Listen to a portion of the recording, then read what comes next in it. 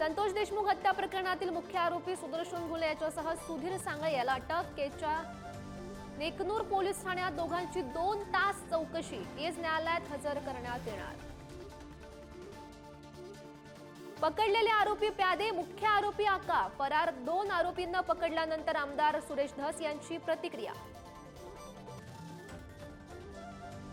परभणीमध्ये सर्वपक्षीय मूक मोर्चा, सरपंच देशमुख यांच्या मारेकरांना कडक शिक्षा करण्याची मागणी। मोर्चामध्ये सर्वपक्षीय नेते सहभागी। ठाकरे कुटुंबियांसाठी आता खासगी सुरक्षा रक्षक। सोमवारपासून 8 खासगी सुरक्षा रक्षक सुरक्षेसाठी तैनात असणार।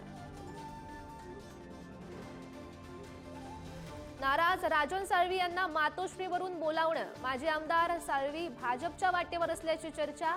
उद्धव ठाकरे राजन साळवी यांची समजूत घालणार का याकडे लक्ष।